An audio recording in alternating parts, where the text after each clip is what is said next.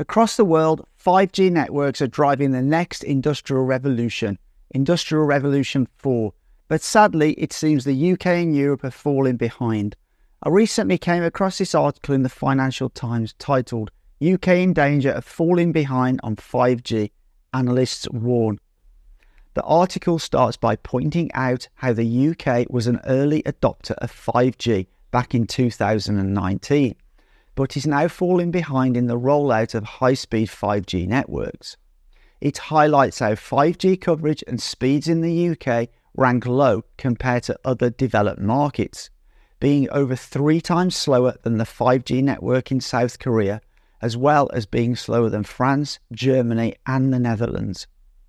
The article suggests that the reasons for this are limited investment by mobile operators and the disruption caused by the ban on Huawei equipment, which, as confirmed by Vince Cable, was enacted on a purely political basis due to pressure from the USA.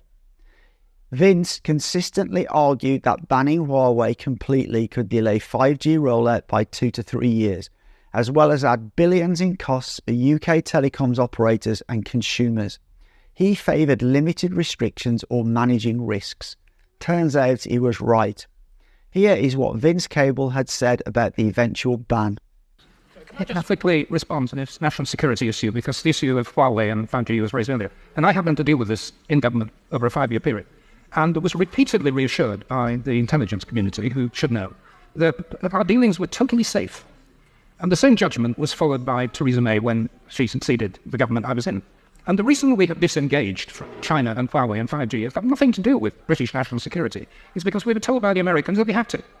And the Germans, who took a view in their national interest, kept with 5G. And as if Britain had, we would now be at the forefront of countries using the most advanced telecommunications technology. We're not.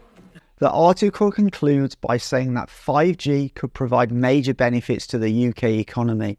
However, overall, the UK risks missing out on these promised benefits due to falling behind on building out these modern high-speed networks.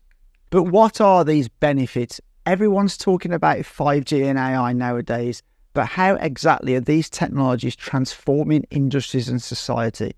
Let's look at an example. This media factory commenced operation in August 2022 and is one of the most advanced factories in operation today. It's a fully 5G connected smart factory with an annual capacity of 15 million units. 5G connects all aspects of production, linking 9 processes across 8 business domains, including 5G industrial control, AI inspection, and 5G cloud logistics. 5G industry control has allowed this factory to implement secure, efficient and eco-friendly production processes, and ultimately gives the facility the ability to produce a laundry machine every 15 seconds.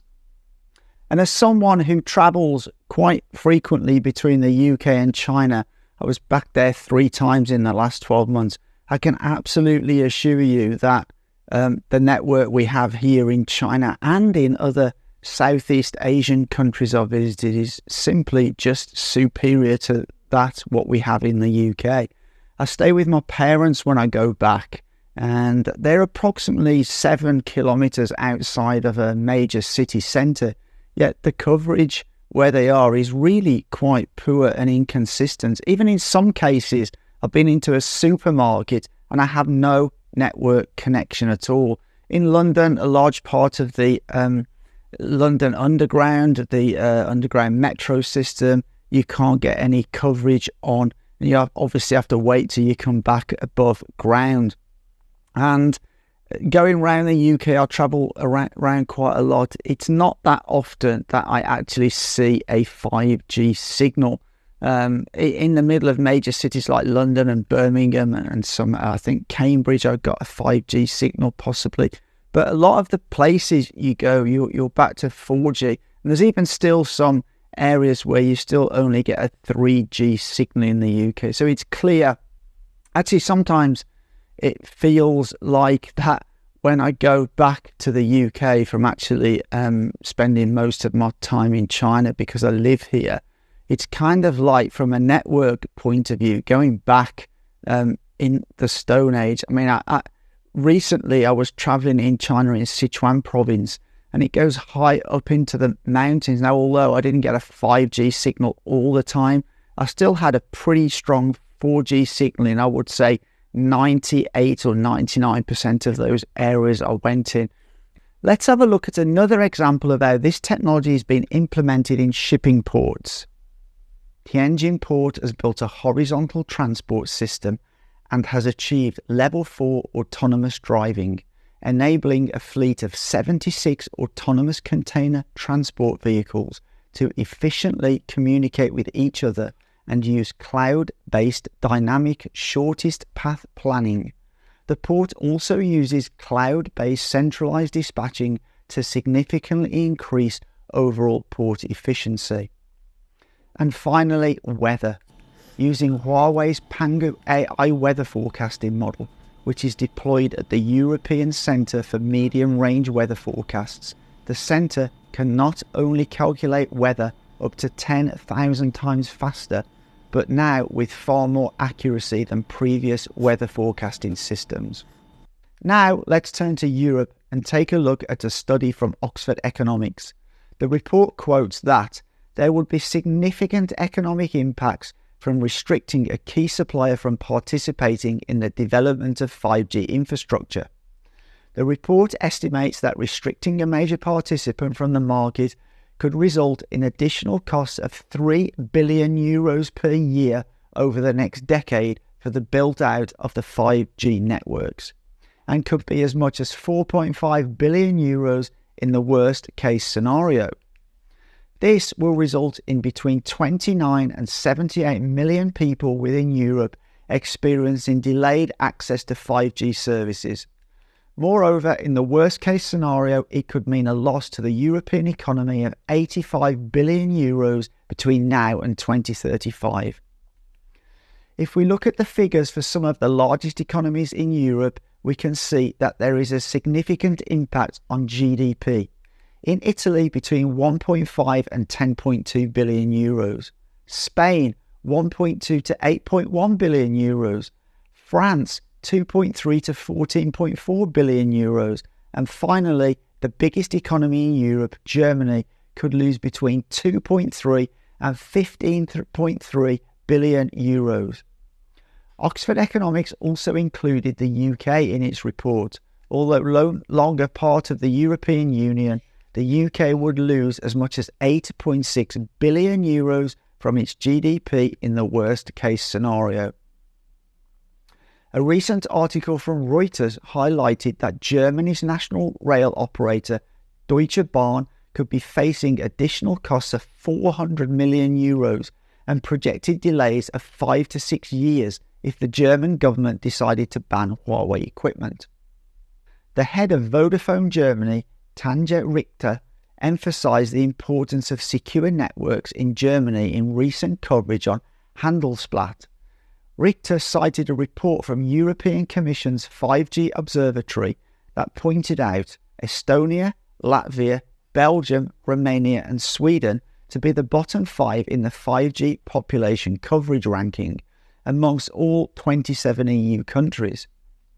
These are countries that had banned or strictly restricted the collaboration between Chinese telecommunication suppliers such as Huawei and their respective national mobile network operations.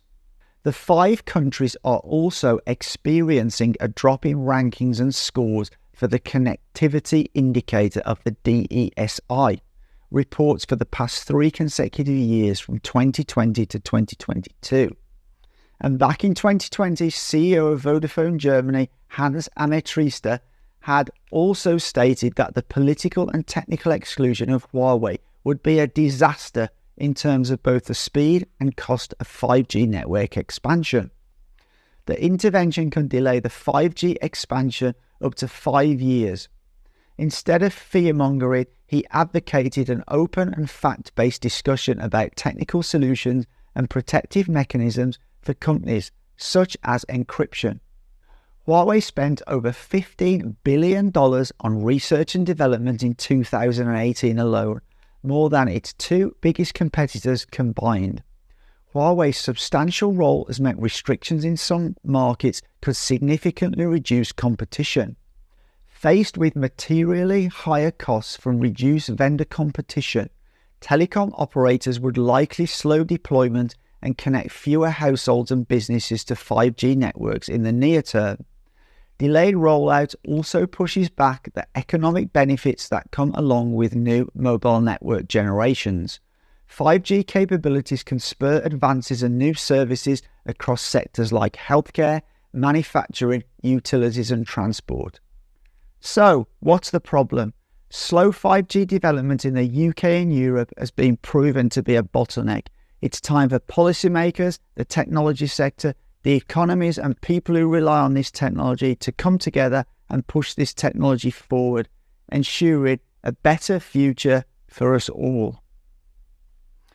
I hope this video has given you some explanation into why the UK and Europe are falling behind in next generation 5G services and the fourth industrial revolution. If you did like the video, please consider hitting the like button, and if you like the channel overall, please consider hitting that subscribe button. However, as always, for now, take care.